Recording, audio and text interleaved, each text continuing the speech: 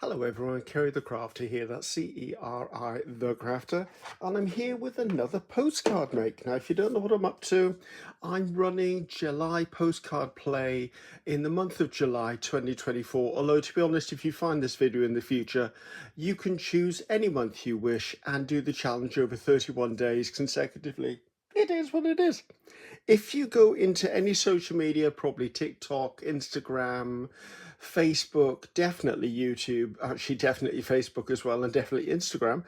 If you put that in the search bar, it should bring up a whole load of wonderful, inspirational, arty postcards that the people in the challenge have been doing. So loving that. Thank you for that. So what have I been up to? For this postcard, I spent some time fussy cutting some flowers. They were in a book, and I thought, they've sat there for ages. I need to do something with them. So I just pulled out some flowers and fussy cut them. And just as a hint and a tip, guys, if you're fussy cutting flowers and there's leaves on the page, fussy cut the leaves as well, because half the time you need to stick a leaf in somewhere. So always make sure you fussy cut the leaves as well. So I've got some flowers here, and looking at this, I've got a combination of that's a rose. That's a rose, rose. And all of these are sort of, well, that's a rose. That's a rose bud. Is that a rose? That's a peony. And that's actually, why don't I put the roses to one side? Yes, let's put the roses to one side and we'll do a peony. Now that, I think, is a peony. Let's take a couple of the leaves with the roses, just so that I don't lose them anywhere.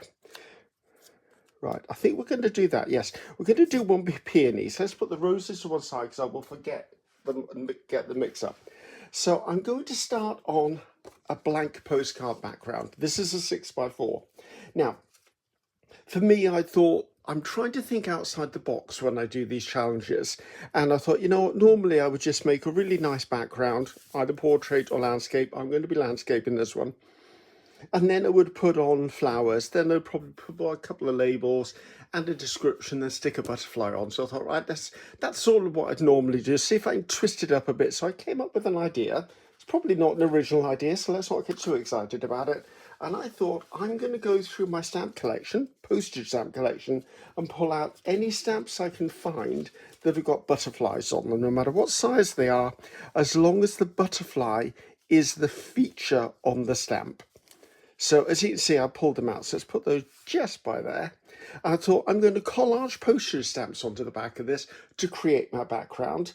Then I'm going to put sort of a phrase or an inscription in it from this sheet of labels, which I got on, where did I get those? I got them on eBay. And then because every postcard has to have an element of the gel plate, I took this piece of gel print and I stamped the number 16 on, because this is going to be postcard number 16, so put that up there.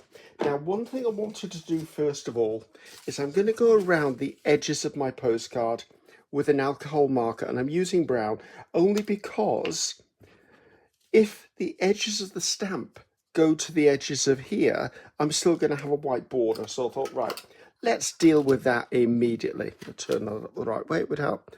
So all I'm doing is I'm just framing out the postcard. Now, it could well be that once I finish the postcard, I go around with maybe ink or another marker of some sort to actually edge the border. And you've seen me do that umpteen times, but I thought this way at least I've got it covered if I choose not to. I chose brown because it's a natural color, and I mean by natural color is one I would find in nature, and this is obviously pretty much a nature-based card. So bear with me, I just finished this a little bit here. So I could have done this ahead of time, but then I would have had 1,000 questions going, how did you do the edge? Now, do I think that's enough? I think this one could just be a little bit wider. I've chosen an alcohol marker because if I happen to wipe glue across the top of it, it's less likely to move than if it was something that was water-based. That's the way my brain went. Anyway, right, I'll put that back where it belongs. Now, I'm not bothered if white is shown anywhere else because it doesn't matter. So I'm going to use Pritt Stick, which is my regular glue stick brand, It's paper to paper or paper to card, so I'm not worried that it's going to move. I've got two partials here, so I'm just going to see whether I can use them up on this. Now, I'm not really going to audition the butterflies, but if a butterfly like that speaks to me, it's going to go on. Okay, and I'm not going to worry if like some of these have got a dark background, some of them have got a gold metallic edge. I'm not purposely going to choose. Quite like that one though, so let's put in. I would like this to stay quite fresh and bright, although I do know the flowers, when I put them on, are possibly going to merge into the background ever so slightly. And does that bother me? No. And the reason why it doesn't bother me is because butterflies and botanicals and leaves and stuff like that, sometimes when you see them in a garden, you don't necessarily see the butterfly because it's sat on a flower and the flower is camouflage for it, or the other way around, you don't see the flower because it's covered in butterflies. So as you can see, just by putting that line around, it emphasizes that it's a stamped background. So let's just come in now. I'm going to start in one corner and I'm either going to go up or across. I'm not going to stick them down and then try to fit them into each other because that may not work. If I happen to have an odd space, like I end up with a gap like that, I could quite easily overlap a postage stamp. I'm not worried. One thing I am going to try and do though is I don't want them all, like if I put that one there, then they're all going to end up that. If I can mix them up so they're a little portrait and horizontal, I'll do that. And actually this one has just caught my eye. So I'm sure, look around at what you've got. You've seen me already do a collage background with my arty labels on one of my other postcard makes. And it just brings up the point that you've got all of this ephemera. You can create a background from that ephemera. And I like to do that a lot because it gives for an interesting background, especially if you've got scraps of rice paper or something like that. Now I'm getting to the point where I need to think about, I wonder whether that would go there. It would go there, but it's green. I don't want green on green. That's a possible. Let's see what I've got. I picked that one out, but I think that might be just a bit too dark. Let's put that to one side. Again, I think that's a bit too dark. I literally just pulled out what I had. Oh, that one looks like it's almost made to measure. Oh, do I want a touch of red? Would be red be too dominant? Have I got any other red in here? I think I'll take that one out of the mix as well. I don't want the background to stand out and overpower the foreground. Sorry guys, being a little indecisive, but I think I like that one. And I'm not sure why I like that one, I just like that one. Now it could be once these are on here, I could obviously stamp text over them if I wanted. I could come in and put maybe a layer of tissue over the top of them. Say I put this down and it was finished and I thought it was too bright. I could put matte medium on here and glue gift wrap tissue over the top, and it would make all of these a lot less dominant, should we call it. Right, let's see whether I can get something. Oh, it's upside down. I think that works well in there. Let's pop that in there. I'm trying not to take a million miles on any of these postcards. I'm trying not to do huge long videos, although there are one or two that are longer than I would normally have done for a postcard, but there's lots of stuff in them. There's information, there's hints and tips for those who maybe are new to this sort of work that we're doing on our postcard designs. And I'm trying to get rid of anything that's not really necessary in the creation of it. So if you get what I mean, which I'm sure you do. Right, now this one, I don't like that one as much. I'm trying to keep things a little lighter by the looks of it. I quite like that one. I don't mind this got a tear in it, that's okay with me. I think that one's going to go there. Now, in an ideal world, if I was doing the idea of a butterfly background, I personally would not be doing it on a postcard. I'd get a 12 by 12 piece of paper or a piece of card from maybe one of those 12 by 12 pads I don't really like, and I'd stick them all on there, making a master board, and then cutting the master board up, because if you've got a 12 by 12, you should get out of that 6 postcards. So I'm very much someone who likes to do mass makes. Now I'm going to have not a problem, but I'm going to have a patch there that will need something on it. And again, as I said, not overly worried.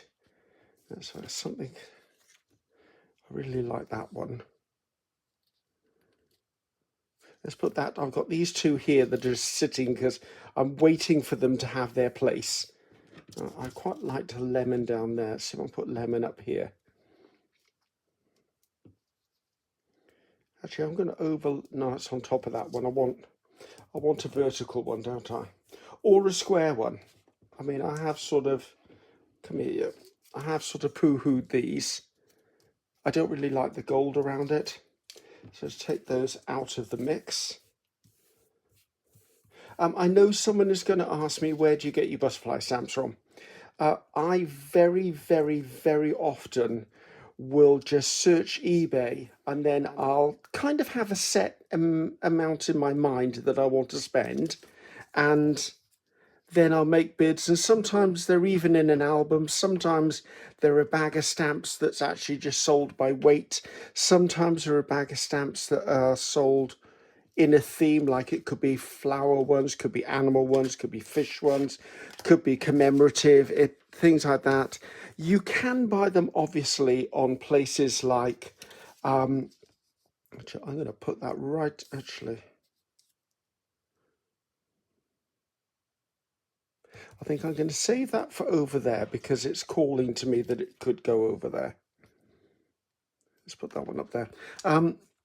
I have in the past, when I'm looking for a specific theme, say I'm looking for fairy postage stamps, and I always put the word postage stamp, because if you say stamp on any of the search engines, they'll come up with rubber stamps, clear stamps, foam stamps, things like that. If you're looking for a postage stamp, make sure you put postage stamp in the description, or you'll end up with goodness knows what coming at you.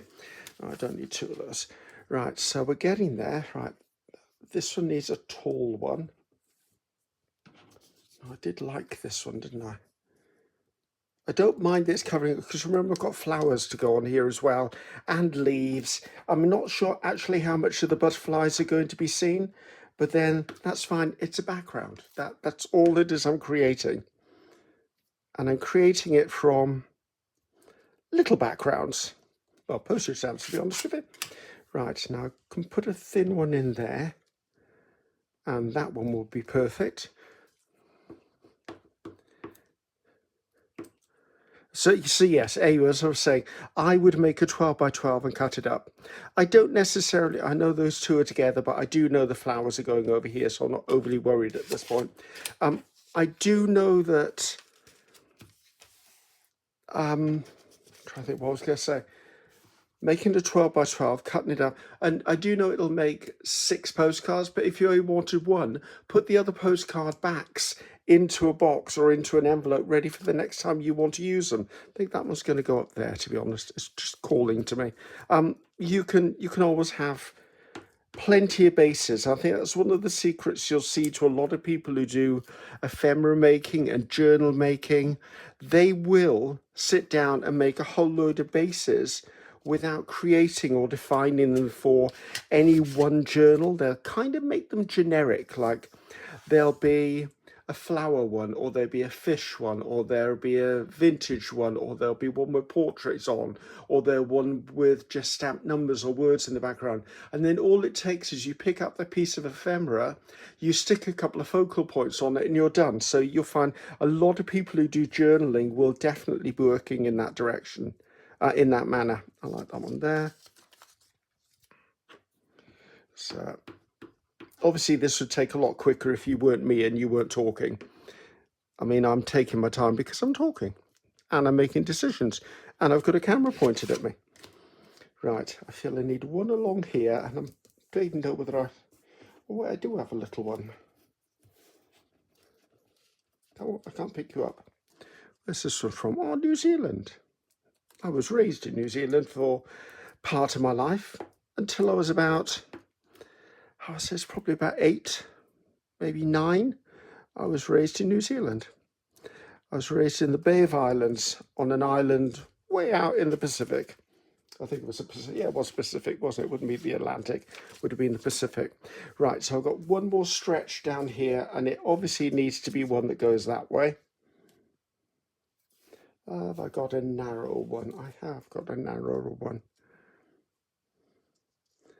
And I'm not 100% certain where the number 16 is going, but it could quite easily go down there. Now, those look like near enough the same butterfly to me, so maybe that's a bad idea. Let's pop you down there. And actually, while I'm thinking about it, let's put the number 16 on this. And am I saying that because once it's on, then if a leaf lays over the top of the number, it actually looks quite natural. So I'm going to pop that right into the corner there. And I'm going to use our glitter glue on it because it's cardstock. Right, let's stick you in the corner. You've got a little bit of wiggle room with our glitter glue, but it is very, it's almost an instant stick. So if you are using art glitter glue, be confident in where you put it first of all, because basically when you put it down, you've put it down. Right. Yeah, it's stuck down there. I've got this one little patch here. See if I've got a little butterfly somewhere. That would work.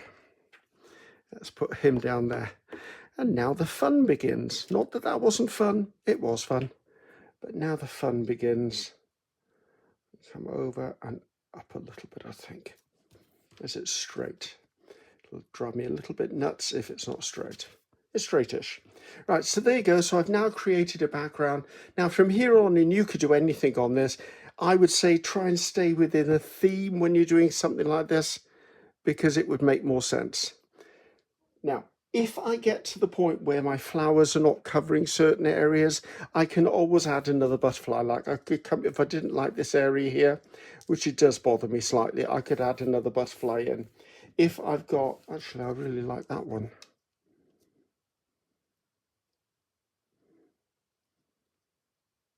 Do you know, I'm going to stick that one down. It spoke to me. Now, because I fussy cut leaves as well, it does mean I can tuck leaves in wherever I want them.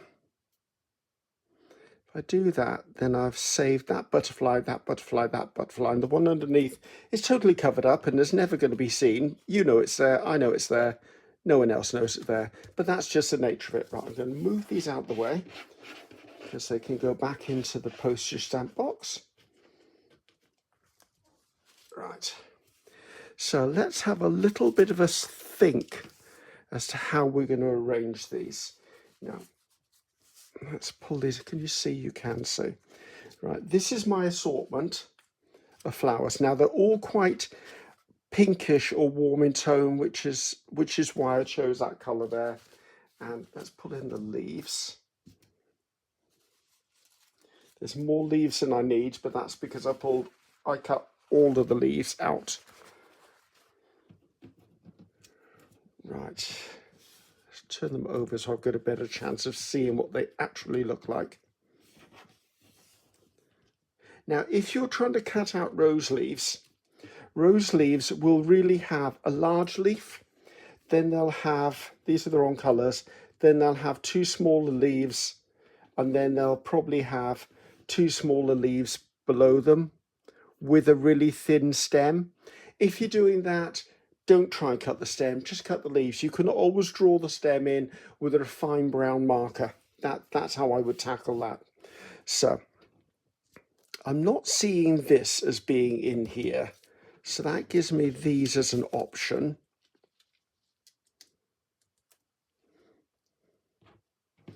Now I think for them to stand out from the background, I'm going to have to play around a little bit. I don't mind overlapping. Right. I think I'm actually going to just start building it, because if there's one thing I know, it's as if I start putting stuff down and then find a really good thing. And I know I could photograph it to keep the arrangement, but I never tend to put it in the same place twice. Right, I didn't mind that there. And I wouldn't mind tucking a really small leaf under here.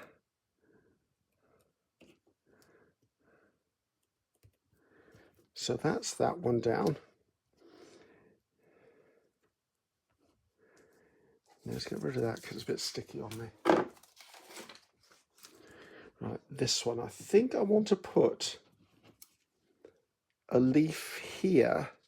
So what I'm going to do is I'm just going to catch the edge of this, my shot near enough, the edge of this flower with a bit of glue, and I'm actually going to put a leaf in there before I start. And I think I'm going to need another leaf at the other side of it. And I don't mind this, oh, got my finger, I don't mind this long thin one. So I'm going to put glue on the end of this because it's a long thin one, it's not going to really matter.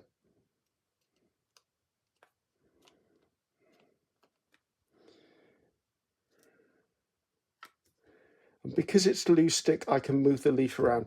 Now, if you've got stuff stuck down, be careful when you actually put your glue stick on the back. Try to hold the leaves a little bit because you're going to find they're probably going to move.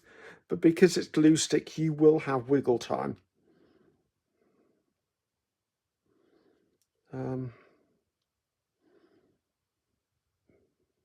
Yeah, think about there.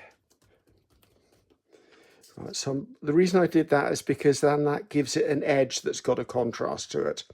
And then I've got a space up here that something could go into. And if I overlap the darker one over the lighter one, let's put this one in.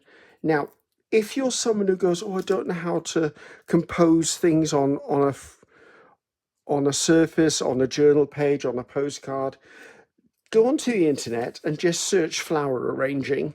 And when you find flower arranging, look at images. So when you do a search on Google or Chrome or Safari, whatever, and you do a search, it will bring up all of the options. If you look along the top of the search, it'll say something like images and stuff like that. Just click on the word images and it will bring up a whole load of photographs for you. And I would say always do that, because what it will do is it will give you a visual reference to work upon. Right, this little one needs a leaf. It'll give you a reference to work upon. I tended, when I first started doing this sort of stuff, is I would find an image or an arrangement or something in nature that appealed to me, and then I would try and replicate it with the elements I had. And that was one of the ways that I learned how to piece things together and collage stuff. And for me, it worked. It may work for you, it may not work for you. But it was like when I started trying to learn to draw faces, and I'm still not all the way on that journey. I like creating faces in my art journal and stuff like that, but I can't say I'm 100% successful at it at the moment. But you know what? I'm getting there, and by getting there, I'm improving. And what I would do is I would actually find a face in a magazine or find a face on the internet, and I would try my best to duplicate that face. I'm just going to get this flower stuck down. I would if I stopped talking.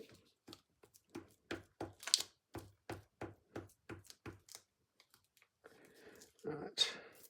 Kind of had in mind it would go like that. See, so we've already built it. Now I know that I need some leaves down there, but the thing is, because this is stuck down with a glue stick, I'm going to be able to lift those up a bit, but it's easier for me to do it with a small blade than it is for me to do it with my fingernail, because I'm a guy and I keep my fingernails short. So I'm just going to come in with the odd leaf and tuck the odd leaf in. In nature, there's very few flowers that are lined up. Things like tulips and daffodils stand in a row, but you will usually find most flowers are overlapping leaves, or they're overlapping each other, or they're overlapped by grasses and stuff like that. So just be aware that nature isn't regimented. It isn't a line of soldiers. It's actually lots and lots of layers naturally. Let's slip that under there. Actually, can I do that bit over there? Well, that will be interesting. Well, so I'll cover the one up. I don't mind if it's partially covered. I think that's okay. Right, these can go in with the roses. Not that I think that's going to be part of the rose. Right, so am I happy with that? I kind of am. I think I might do something around that. I don't know whether I might go in with a marker or something. You've seen me do it before, just to push it into the background. Should I do that now? Let's see if I can do that now. Right, put the blade by. I will cut myself. Someone else will cut myself. I'm not taking responsibility for you cutting yourself. So I'm going to pull in a grey alcohol marker. And I'm just going to come around the edges. I'm going to just put it on. Tapping is just a habit. I don't know that it does anything. It's just, I tend to do it when I do paints and stuff like that.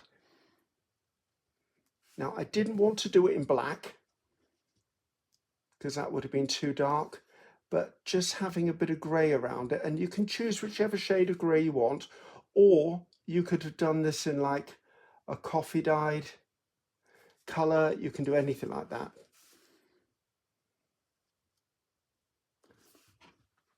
Actually, you know, I'm only going to do this side of it because if the sun was coming from that direction, the shadow would only be down on this edge. I think I'll do that.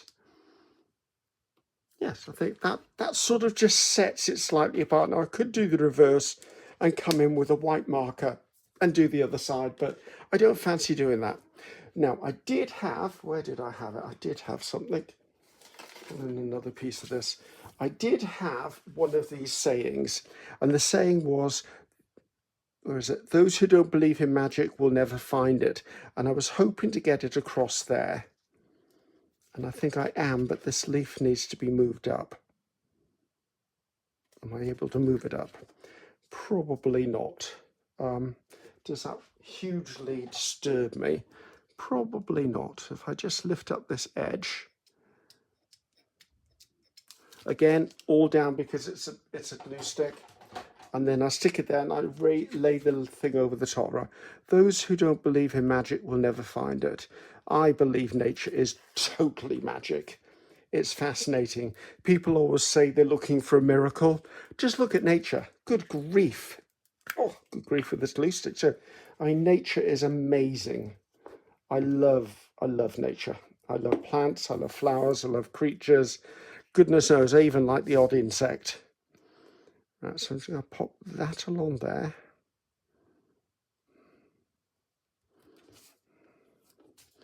Let's use that instead of that. Then I'm going to re-glue this bit of the leaf because I know it will have dried out a little bit. I don't mind that says belief there. If it did bother me, however, I could come in, lift that back up, and just shape the end of the leaf differently and touch it back down. And ironically, it lined up with the edge of there, and that was not intentional, but it just gives you an idea that it's not too late to actually manipulate stuff. So now, do I like that? Up here looks like it needs something to me. I wonder if I actually did put a butterfly on it. Or is that too much? Let's have a look at the butterfly box. I mean, the whole point of doing butterflies in the background was to not do butterflies in the foreground. But maybe one featured butterfly would be enough. It's going to have to be a butterfly that stands out, however. It's going to have to be something... See, that merges into the background, so lift that up a bit. That merges into the background far too much, so I'm going to have to find one that's a contrasting colour or something that really stands out. Now, these butterflies are a collection of butterflies I have built up over the years, guys. I cannot tell you where they're all from. I just can't. There's just not enough hours in the day for that. Actually, that's an idea. I could do one that goes off completely. Well, how big is this one? That's too big. I think I looked for this in a smaller size the other day and couldn't find it. So let's not go through that again. Let's have a quick look in here. Sorry if I'm off shot, guys. I wonder whether this pink one... Oh, it's way too much pink. Not a huge lover of pink in the first place, but I'm willing to give it a go. Actually, I don't mind that.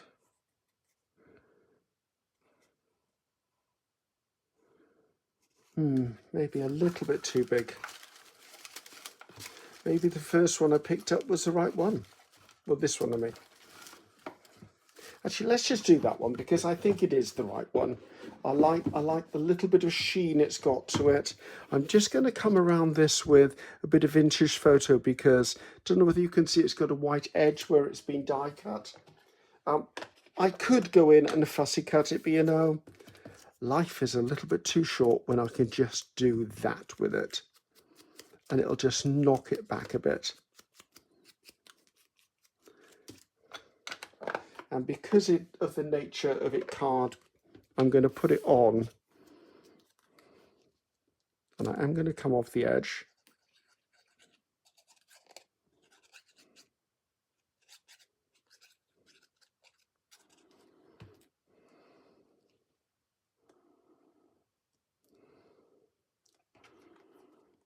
That's straight enough. It is. Let's just put a bit of tissue on just to squish out any of the extra bits of glue. I will also draw in the antennae in a second, and also I need to sign it in a second, so let's get a bigger scissors, it's easier for me.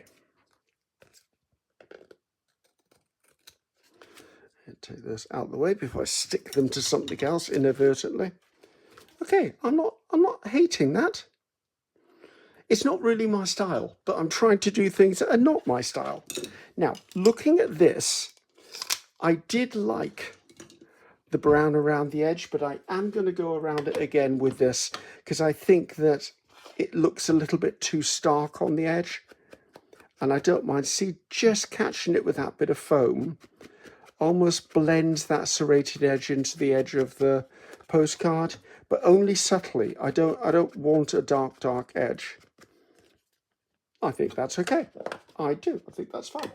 Right. I'm going to sign this, draw the antennae in, and you've seen me do it before. I'm just using a uni pen, which is permanent marker. I'm going to draw the antennae in, sign this, and then I'll come back to you. So here we go, all nice and finished. I've done the antennae, they're fully dried. I've done my signatures fully dry. Is that leaf lifting up? I might have to keep an eye on that leaf. It might not have stuck down properly. Might have to put a bit of art glitter under it. But there you go. So that's my number 16. Oops, not in the frame, but there you go. That's number 16. Hopefully you enjoyed that one. Just another idea. So I'm Ceri the Crafter. That's Ceri the Crafter. Until next time, goodbye now.